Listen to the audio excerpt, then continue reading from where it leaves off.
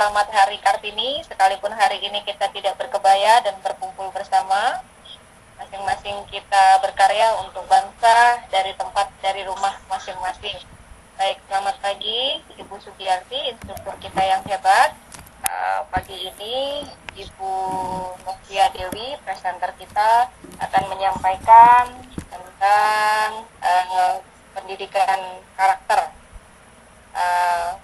Waktu saya serahkan kepada moderator Ibu Ira.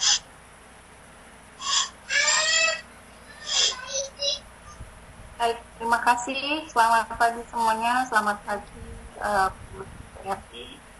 Hari ini kami mendapat tugas untuk menyampaikan materi yang nanti akan dibawakan oleh Ibu Novia Dewi. Topiknya tentu sesuai dengan apa yang terjadi hari ini dan pasti kita sangat membutuhkannya. Tidak berpanjang lama lagi, nanti Novia akan menyampaikan beberapa paparannya, kemudian juga nanti jadi menjelang sesi terakhir akan ada sesi tanya jawab. Nanti juga akan diberikan jawaban-jawaban dari dia tentang apa saja yang mungkin terkait dengan penguatan karakter ini. Itu kepada Bu Novia, dipersilakan. Terima kasih Bu Ira atas waktu yang diberikan, dan alhamdulillah ya kita bisa berkumpul di room ini dalam keadaan sehat walafiat. Untuk hari ini saya ingin sedikit mengulik atau kita berdiskusi bersama ya, mungkin saling share pengalaman bagaimana tentang pendidikan karakter. Itu dari Miss Eli. Kalau Mungkin suara yang lain bisa di-mute dulu Bu Ira biar tidak masuk. Ya. Terima kasih ya. Sebelum kita mulai pembahasan kita kali ini, saya mau memperlihatkan video berikut.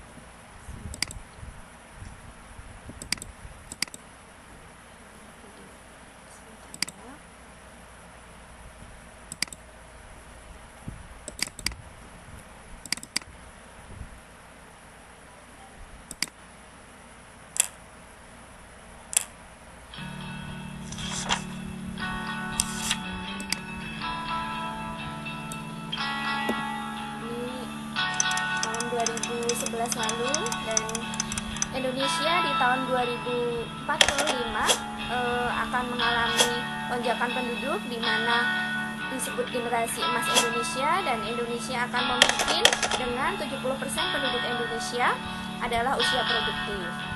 Namun ya, seperti yang dilihat fenomena yang terjadi, 21 dari 1000 remaja melakukan aborsi. Kemudian 135 mengalami kekerasan. 5 dari 100 tertular penyakit seksual.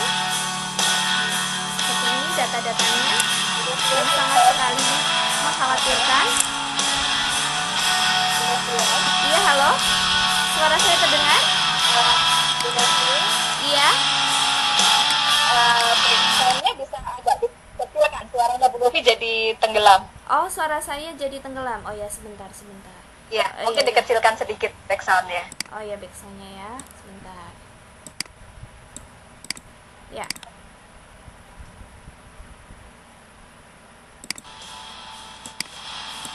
Nah, ini ya keadaan generasi sekarang di mana bullying dan ketidakmampuan anak untuk menghadapi masih kebesaran ya. Sebentar. Ya, suaranya Bu Novia jadi agak tidak terdengar. Oh, suara saya tenggelam ya. Nah, sekarang Ya, coba. betul. Sudah? Halo? Halo. Halo, sudah? Masih kebesaran back sound-nya. Oh, back sound-nya. Iya. Saya matikan aja mungkin back sound-nya ya, sebentar. Nah.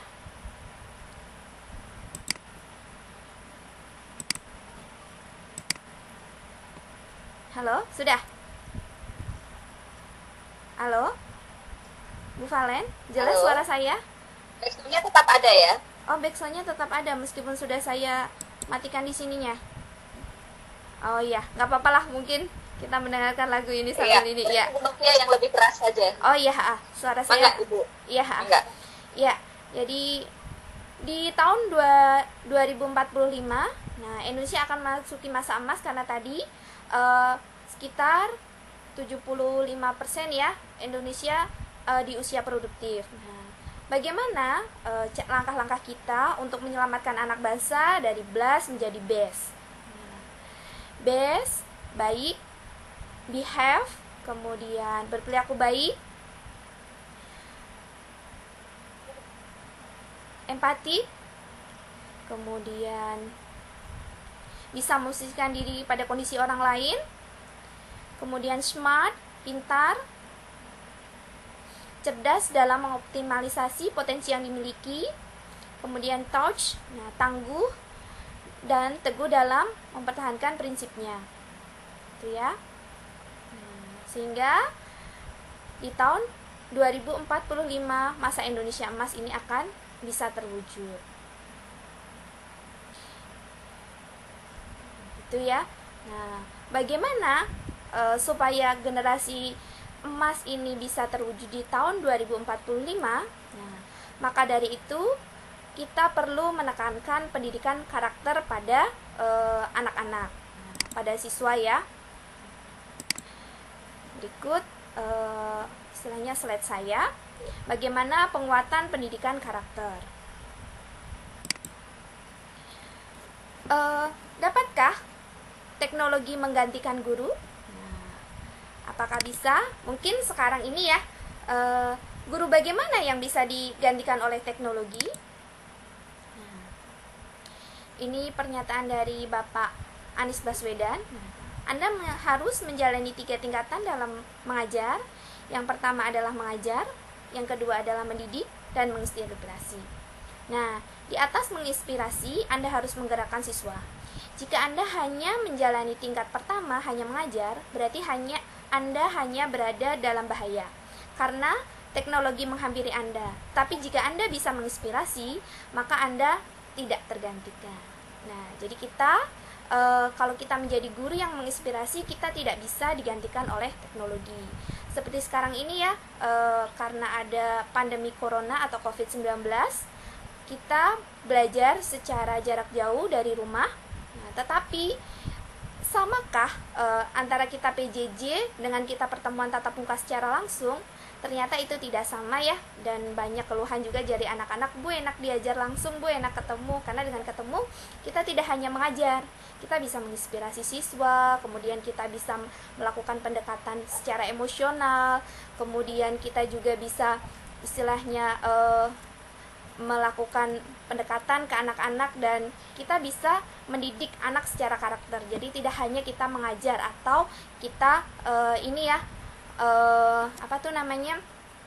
kita hanya transfer ilmu, tidak hanya sekedar itu. Kemudian, nah, ini kompetensi guru di abad 21. Nah, ada mengajar, mendidik, menginspirasi, nah menggerakkan. Ini tingkat tertinggi. Sekarang ini jumlah guru SD di Indonesia, ada ini data-datanya. Ini guru SMP dan kemudian ini adalah guru SMA. Kemudian, nah, nih bagaimana pendapat Anda ya? Nah, ini kejadian di Tangerang, mungkin sudah pada melihat. Nah, yang benar adalah yang ini. Nah, ini tidak boleh ditiru meskipun ini. Jadi ini bukan karakter yang diinginkan. Kemudian, nah, ini ada kantin kejujuran. Nah, dengan adanya pendidikan karakter, nah, kita bisa menerapkan bahwa anak terbiasa untuk jujur dalam bertingkah laku ya. Nah, seperti ini. Jadi tanpa ada kasir, tanpa ada istilahnya yang ini, jadi anak-anak langsung membayar sendiri, kemudian mengambil pengembalian sendiri, uang kembalian sendiri tanpa diawasi. Jadi kalau kita mentalnya sudah mental jujur, karakternya baik, nah ini di SMP di 30 lahir laba sampai 60 juta. Kemudian nah ini ada juga fenomena, ternyata nah tidak semua bisa berlaku seperti itu. Jadi ada fenomena yang kedua, ada kantin kejujuran di Bekasi yang banyak yang bangkrut. Nah, Kenapa bisa seperti ini ya? Mungkin kita bisa telaah lebih lanjut. Nah, setiap kenaikan kejujuran berarti nilai UN turun. Nah, ini ada fenomena-fenomena ya, bagaimana kita menyikapinya. Kemudian realitas dalam pendidikan karakter. Nah, ini sangat memprihatinkan ya. 51 dari 100 orang remaja di usia 13 sampai 18 tahun anak perempuan melakukan hubungan seks di luar nikah. Ini sangat mengerikan sekali ya. Karena istilahnya apa ya?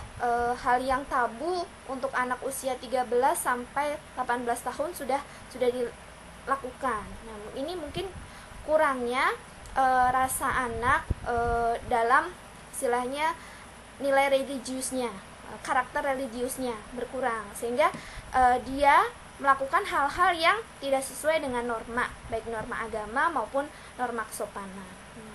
Kemudian ini juga ya, 15% dari remaja sudah pernah atau biasa melakukan hubungan seks, dan kemudian 62% melakukan aborsi ya. Nah, ini sumbernya dari BKKBN tahun 2010. Nah, apalagi sekarang sudah tahun 2020. Datanya mungkin sudah berubah lagi ya. Nah, ini realitas ini sangat memprihatinkan.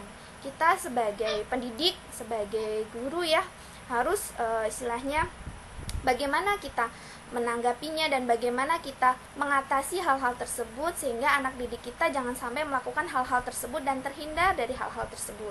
Dan kita juga sebagai orang tua istilahnya harus ini ya, bagaimana mendidik anak kita jangan sampai terjebak oleh pergaulan bebas dan sebagainya.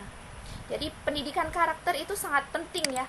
Bagaimana nah kemudian ini data di sekolah ya, dari ICRW di tahun 2015 data ini diambil.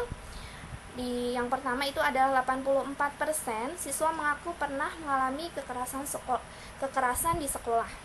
Kemudian 45% siswa laki-laki menyebutkan bahwa guru atau petugas sekolah merupakan pelaku kekerasan. Kita sangat miris ya. Ternyata pelaku kekerasan itu malah orang-orang terdekat. Nah, kemudian ini usia ini tadi ya, 13 sampai 15 tahun, usia 13 sampai 15 tahun melaporkan pernah mengalami kekerasan fisik oleh teman sebaya. Nah, ini sebanyak 40%. Kemudian 75% siswa mengaku pernah melakukan kekerasan di sekolah. Nah, ini sangat mengerikan juga ya, hampir di atas 50% ternyata. Kemudian, nah ini juga ya, siswa perempuan menyebutkan 22% dari petugas sekolah atau guru merupakan pelaku. Nah, kemudian 50% siswa melaporkan mengalami tindakan bullying di sekolah. Nah, ini sangat, data-data tersebut sangat mengkhawatirkan. Nah, kemudian pendidikan karakter dan ekstensi bangsa. 10 tanda bangsa sedang menuju jurang kehancuran. Yang pertama, meningkatnya kekerasan di kalangan remaja. Yang kedua, penggunaan bahasa dan kata-kata yang memburuk. Kemudian yang ketiga, pengaruh peer group yang kuat dalam tindak kekerasan.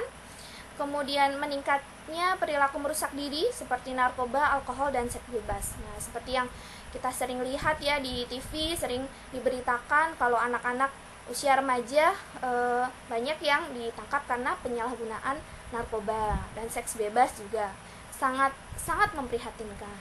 Kemudian semakin mengaburnya pedoman moral baik dan guru, kemudian menurunnya etos kerja, kemudian semakin rendahnya rasa hormat dan tanggung jawab orang tua dan guru, kemudian rendahnya tanggung jawab individu dan warga negara, kemudian membudayakan ketidakjujuran, dan terakhir ada rasa saling curiga, kebencian di antara sesama. Nah, ini adalah tanda-tanda bangsa ini sedang menuju ke jurang kehancuran. Nah, bagaimana biar kita tidak mengalami hal ini? Nah, perlunya ini pendidikan karakter, penekanannya di situ. Nah, kemudian teori pengembangan moral menurut Lewis Colbert, yang pertama adalah peneraran prakonvensional, yaitu orientasinya pada hukum dan ketaatan. Jadi anak akan atau siswa akan cenderung untuk tidak melakukan hal-hal yang dilarang jika misalkan dia mempunyai hal, yaitu yang pertama ketaatan dan taat pada hukum. Kemudian ada orientasi dan minat pribadi. Nah, karena tahu hal itu tidak bagus, maka dia akan tidak melakukan hal tersebut. Kemudian norma-norma yang berlaku di masyarakat, kemudian moralitas sistem sosial, kemudian orientasi kontrak sosial, dan prinsip etik universal. Nah, apa itu karakter? Karakter adalah tabiat, sifat, kejiwaan, akhlak, atau budi pekerti yang membedakan seseorang dengan orang lain. Watak ya, ini dalam KBBI. Kemudian watak adalah sifat batin manusia yang mempengaruhi segenap pikiran dan tingkah lakunya, itu budi pekerti. Kemudian tabiat adalah perbuatan yang selalu dilakukan, kelakuan dan tingkah laku, ya. Kemudian, karakter dan pendidikan karakter. Nah, karakter adalah sikap dan keyakinan internal yang menentukan perilaku seseorang dalam berhubungan dengan orang lain dan berhubungan dengan diri sendiri. Kemudian, apa itu sebenarnya pendidikan karakter? Nah, poin kita kali ini adalah cara untuk memahami, peduli, dan melakukan kebaikan. Jadi kita bagaimana menanamkan kepada peserta didik, kepada anak-anak kita, bagaimana cara untuk memahami, peduli, dan melakukan kebaikan. Jadi supaya bangsa kita tidak mengalami yang tadi ya, kehancuran. Kemudian, character education is a national movement creating school that foster ethical responsibility, caring young people by modeling and teaching a good character, ethic, empathic, universal value that we all share. Jadi dengan pendidikan karakter kita bisa mencontohkan, mengajarkan ke anak-anak didik kita dan ke anak-anak kita supaya mereka mempunyai sikap atau karakter moral yang baik. Nah, ini ada arahan khusus dari Presiden ya, bagaimana untuk mewujudkan pendidikan karakter. Yang pertama untuk mengatasi adanya kurang mampuan anak yang dalam memperoleh pendidikan, adanya kartu KIP, kemudian pendidikan vokasi dan gerakan penguatan pendidikan karakter. Dan kemudian ada 3 gerakan revolusi mental, yaitu integritas, etos kerja, dan gotong royong.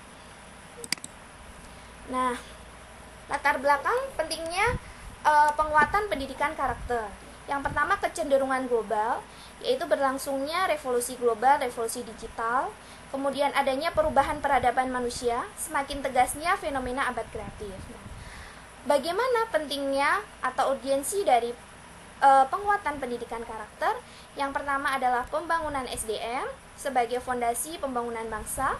Kemudian generasi emas di tahun 2045 yang kita harapkan, karena masa-masa ini banyak istilahnya masyarakat Indonesia yang memasuki usia produktif, dan diharap di abad 2045 Indonesia mengalami generasi emas. Kemudian bagaimana menghadapi degradasi moral, yaitu banyak terjadinya pelecehan seksual, kekerasan, dan tindak kejahatan, kemudian etika dan budi pekerti.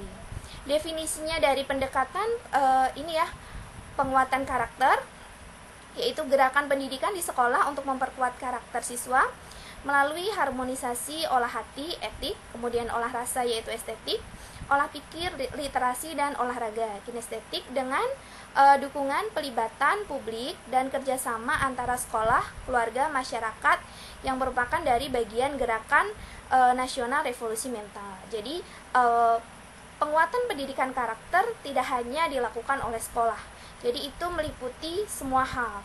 Jadi dari sekolah, kemudian masyarakat, kemudian keluarga. Jadi sangat penting pendidikan karakter bagi semua orang. Jadi tidak hanya sekolah saja, jadi di rumah juga didukung.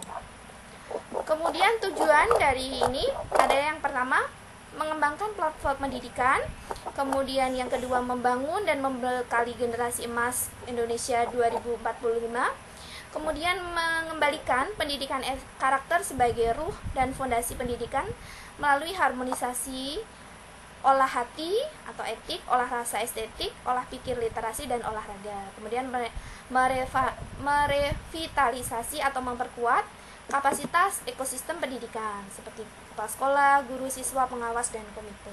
Kemudian membangun jejaring pelibatan publik, dan yang terakhir melestarikan kebudayaan dan jati diri bangsa Indonesia dalam gerakan nasional revolusi mental. Nah, bagaimana? Nah, keterampilan abad 21 itu yang dibutuhkan oleh setiap siswa yang pertama untuk kualitas karakter. Nah, jadi harus ada karakter religius, nasionalis, mandiri, gotong royong, dan integritas. Kemudian untuk literasi dasar yang dibutuhkan Indonesia untuk meraih generasi emas adalah literasi baca tulis, kemudian literasi berhitung, sains, teknologi dan informasi, kemudian finansial, kebudayaan, dan kewarganegaraan. Untuk kemampuan kompetensi yang dibutuhkan adalah kemampuan berpikir kritis, kreativitas, komunikasi, dan kolaborasi. Nah, di mana dalam tujuan pendidikan nasional dalam Undang-Undang Sisdiknas nomor 20 tahun 2003 pasal 3 disebutkan bahwa berkembangnya potensi peserta didik agar menjadi manusia yang beriman dan bertakwa kepada Tuhan Yang Maha Esa, berakhlak mulia, sehat, berilmu, cakap, kreatif, mandiri, dan menjadi warga negara yang demokratis serta bertanggung jawab. Nah, sikap spiritual dan sosial yang berhubungan dengan pendidikan karakter yang diutamakan adalah sikap spiritual yang pertama adalah beriman dan bertakwa kepada Tuhan Yang Maha Esa.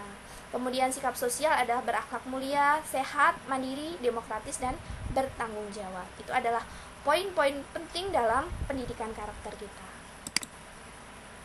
Nah, ini ya tujuan rasional dalam undang-undang, kemudian agenda nawacita, kemudian di Triksakti ya, kemudian RPJM, kemudian mempersiapkan generasi emas 2045. Kemudian ini arahan dari Presiden ya. Kemudian tantangan. Nah, bagaimana tantangan untuk pendidikan, untuk mewujudkan pendidikan karakter? Yang pertama adalah optimalisasi pengembangan potensi siswa secara harmonik ya. Kemudian besarnya populasi siswa, guru, dan sekolah yang tersebar di seluruh Indonesia. Jadi karena tidak sedikit, mungkin banyak istilahnya ya di sekolah-sekolah kita anak yang bagus, memang hanya kadang 1-2.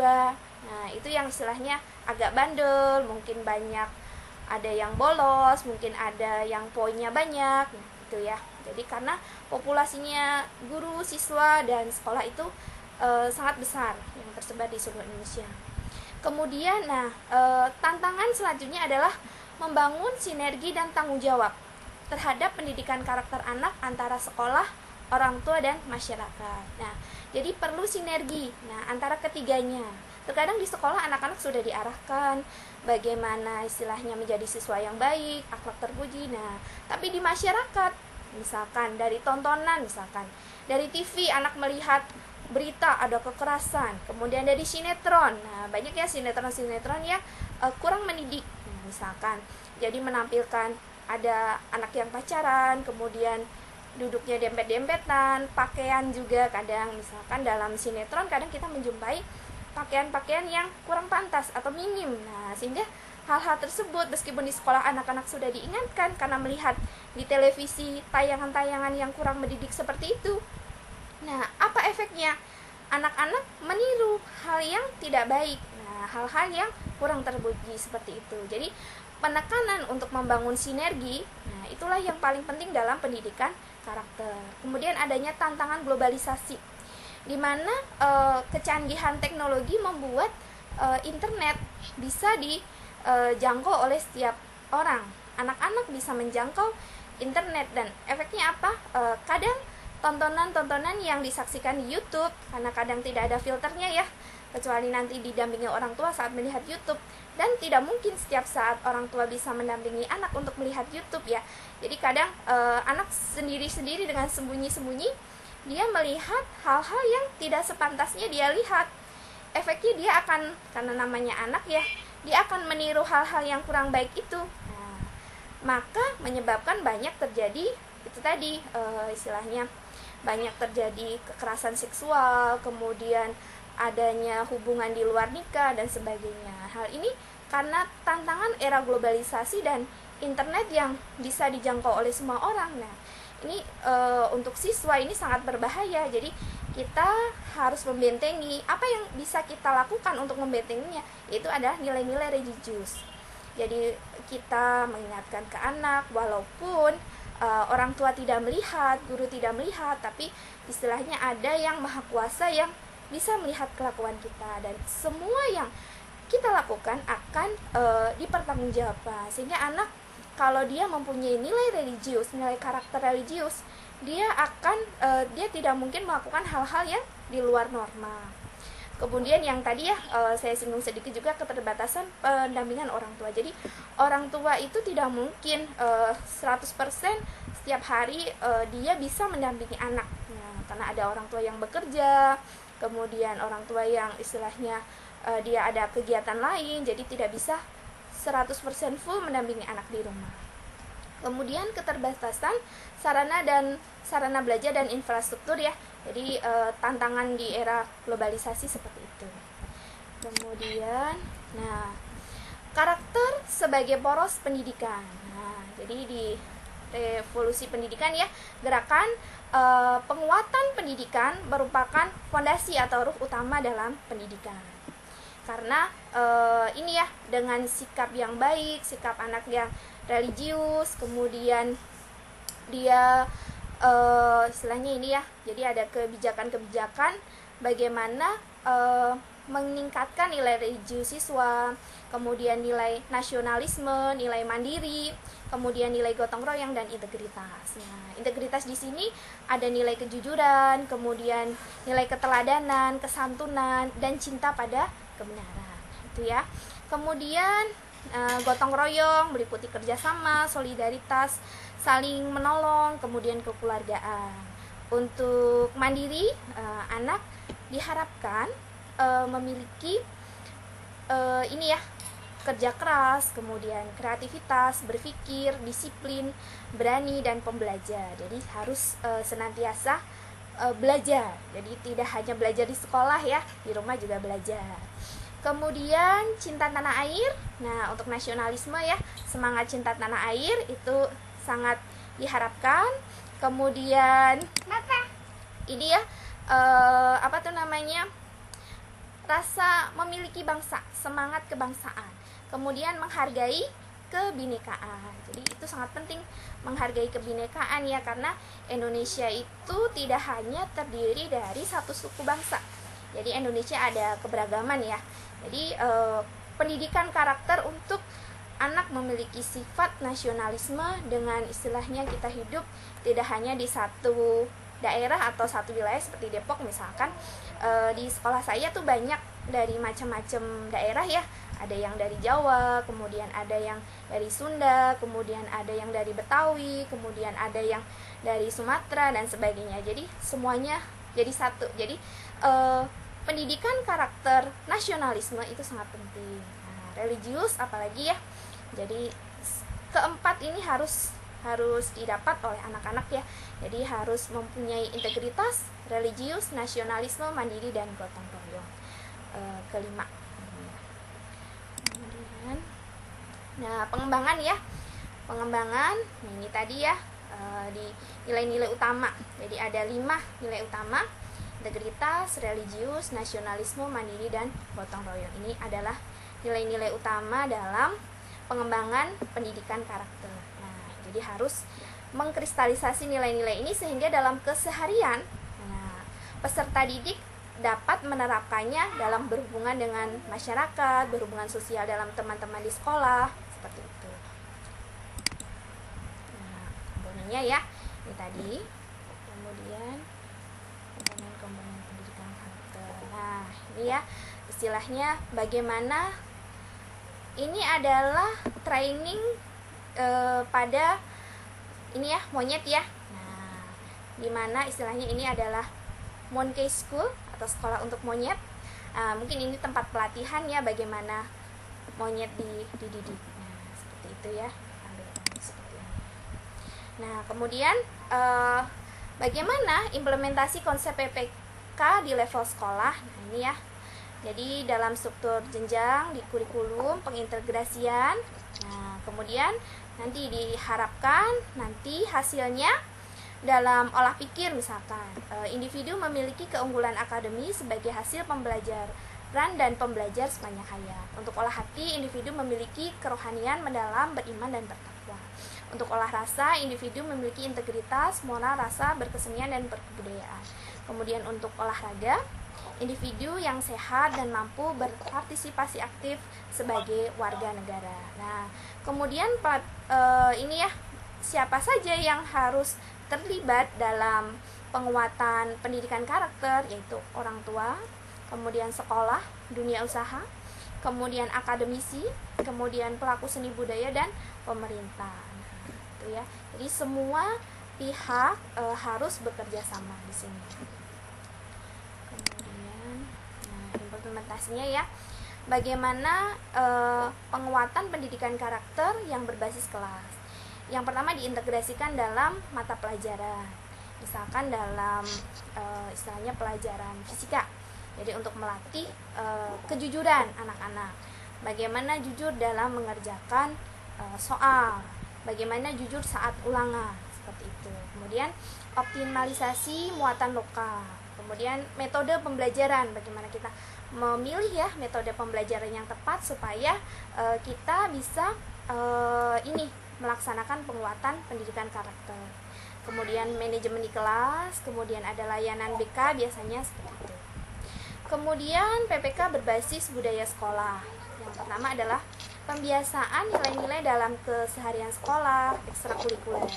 Kemudian branding sekolah ya, jadi semakin istilahnya sekolah itu terkenal, oh anaknya baik-baik, anaknya rajin-rajin. Nah, ini meningkatkan nilai sekolah di mata masyarakat, sehingga kalau sekolah itu terkenal sebagai sekolah yang baik, anaknya berkarakter yang baik, maka orang tua akan berlomba-lomba memasukkan anaknya ke sekolah tersebut. Beda cerita, misalkan ada sekolah yang terkenal, oh sekolah itu sering tawuran anak-anaknya. Nah, pasti menyebabkan branding sekolah tersebut rendah ya. Nah, efeknya apa?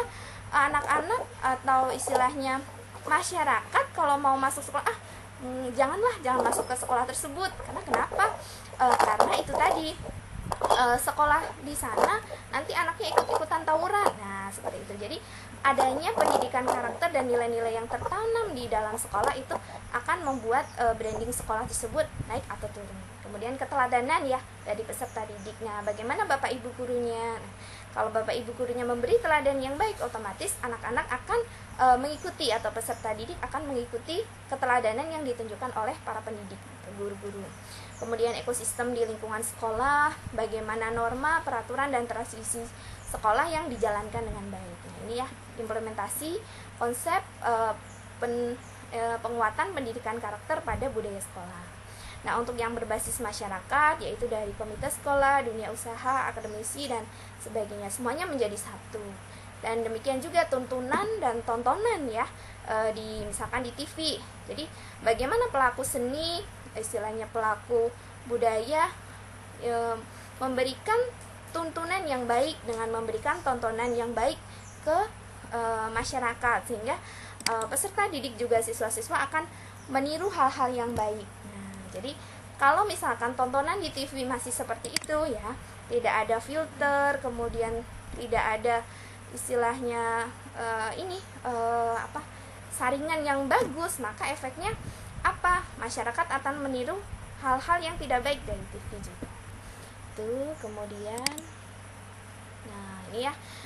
Jadi pendidikan karakter yang efektif tidak akan menambah program atau rangkaian program, melainkan transformasi dan budaya dan kehidupan sekolah. Jadi pendidikan karakter ini tidak menambah mata pelajaran, tapi bagaimana mapel yang ada dioptimalkan. Jadi istilahnya guru, peserta didik, pendidikan karakter ini include dalam pembelajaran di sekolah. Nah, ini ya. Jadi bagaimana mengajarkan pendidikan karakter? Yang pertama explain, exam, activities, kemudian express it, mencoba, eksperimen, accounts, dan evaluasi. Nah, ini simulasinya ya. Nah, misalkan kegiatan pembiasaan. Nah, bagaimana langkah-langkahnya ya? Itu kegiatan pembiasaan. Jadi untuk upacara hari Senin, nah, apel, menyanyikan lagu Indonesia Raya, lagu nasional, berdoa bersama, dan literasi. Kemudian untuk kegiatan ekstrakurikuler bisa dengan misalkan kegiatan keagamaan, pramuka, PMR, paskibra, kesenian, bahasa, dan sastra, kemudian di KIR, kemudian di jurnalis dan olahraga. Kemudian untuk kegiatan pembiasaan bisa misalkan sebelum menutup, siswa melakukan refleksi, menyanyikan lagu daerah atau lagu nasional dan berdoa bersama. Nah, ini mungkin sudah dilaksanakan ya di banyak sekolah ya seperti itu. Nah, ini adalah contoh-contoh PKK berbasis sekolah. Nah, ini adalah istilahnya membuang sampah pada tempatnya. Kemudian ini ada kantin kejujuran. Nah, jadi melatih anak. Kemudian ini ada ekstrakurikuler taekwondo. Kemudian berbasis masyarakat, bagaimana melakukan pendidikan karakter berbasis masyarakat. Nah, subnilainya untuk nilai religius, subnilai karakter menghargai perbedaan agama dan kepercayaan. Ini contohnya ya, mengakhiri dan memulai proses pembelajaran dengan berdoa menurut agama dan kepercayaan masing-masing. Kemudian sikap nasionalisme disiplin, contohnya adalah memulai dan mengakhiri pembelajaran secara tepat waktu ya. Nah, mungkin ini istilahnya perlu kita biasakan secara tepat waktu. Jadi kadang kita mungkin juga saya sih ya kalau masuk kelas agak sedikit molor. Jadi mungkin diupayakan untuk membentuk siswa supaya tepat waktu. Dimulai dari siapa dulu?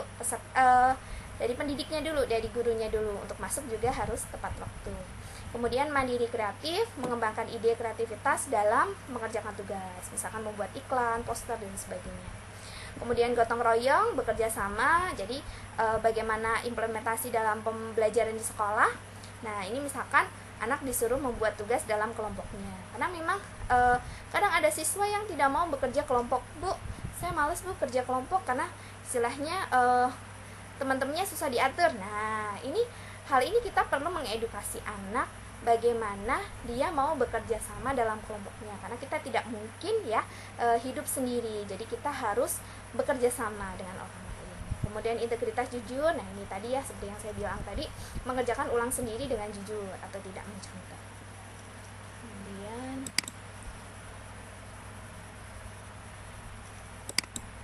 nah sudah ya, mungkin itu sedikit pemaparan dari saya tentang pendidikan karakter. Mungkin nanti bisa dipandu. Selanjutnya saya serahkan ke Bu Ira selaku moderator untuk tanya jawab. Halo, Bu Ira. Terima kasih kepada Ya. Bu Mutia yang sudah menyampaikan paparannya. Tadi sudah disampaikan banyak hal, dari mulai rambu-rambu undang-undang, kemudian kakak juga beberapa implementasi pendidikan karakter yang bisa dilakukan di sekolah maupun yang bisa dilakukan berbasis masyarakat. Jadi sampai contoh-contohnya. Nah, yang tadi menarik lagi yang tadi sempat saya baca dari slide yang disampaikan adalah bahwa pendidikan karakter itu tidak menambah pelajaran. Nah, ini menjadi unik karena bagaimana mengaitkan pendidikan karakter itu dengan kondisi di pihak sekolah itu akan menambah nilai daripada budaya maupun juga dari sekolah itu sendiri. Nah, baiklah dari paparan yang tadi sudah disampaikan ya, kira-kira ada hal-hal yang disampaikan, silakan. Melihat waktu sekarang kira-kira pukul 11 lewat 22 menit, artinya masih ada cukup waktu untuk Bapak Ibu yang ingin bertanya.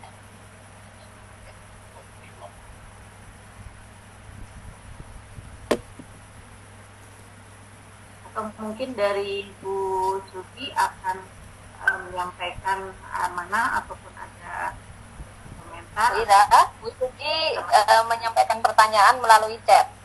Melalui chat. Saya bacakan. Boleh.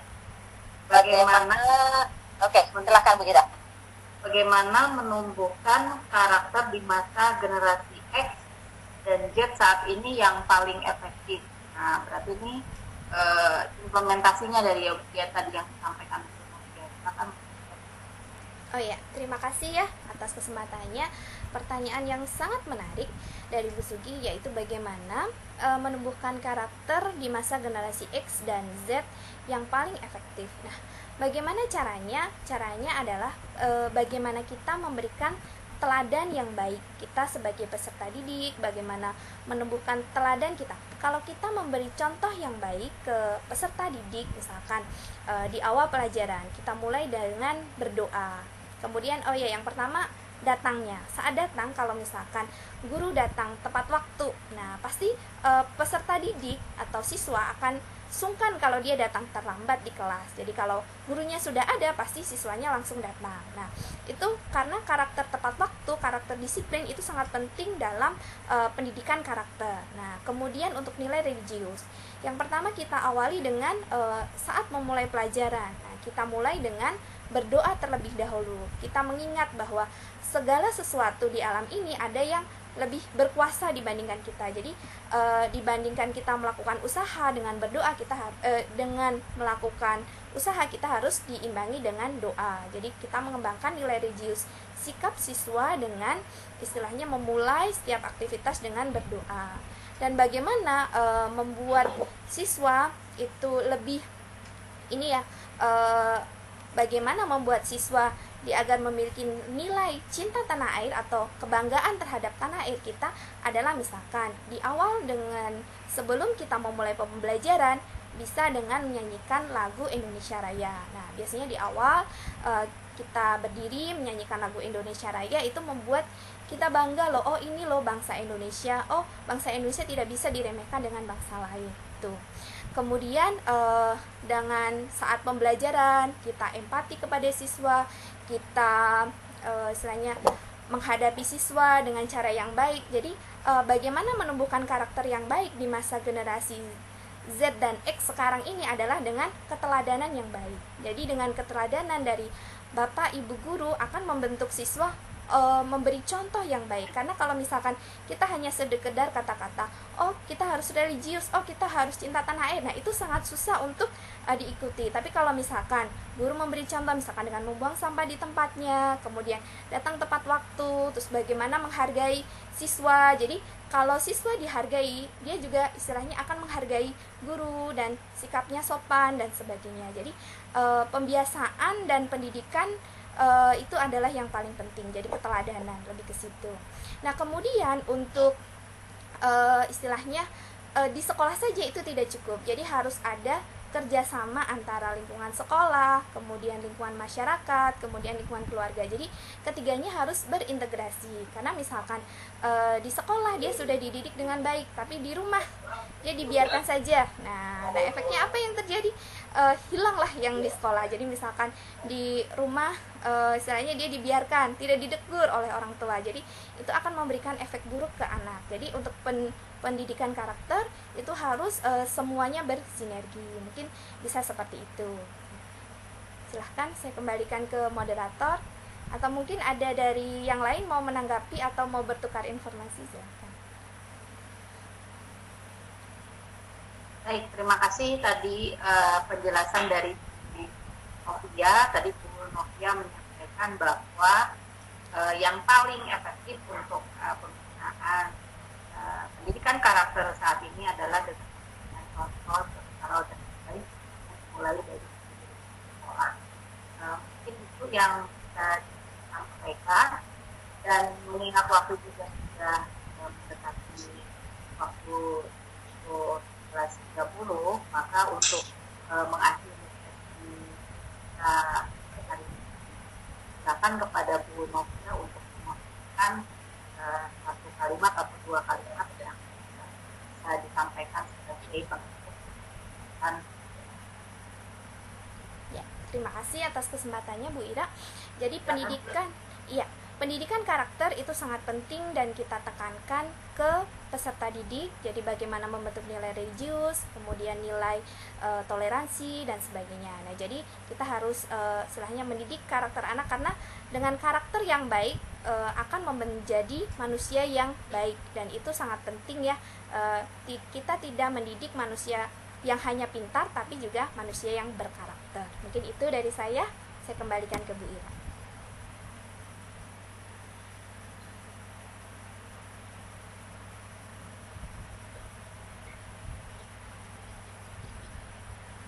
Terima kasih Bu Novia untuk pesan-pesan yang terakhirnya. Mudah-mudahan kita semua bisa melakukan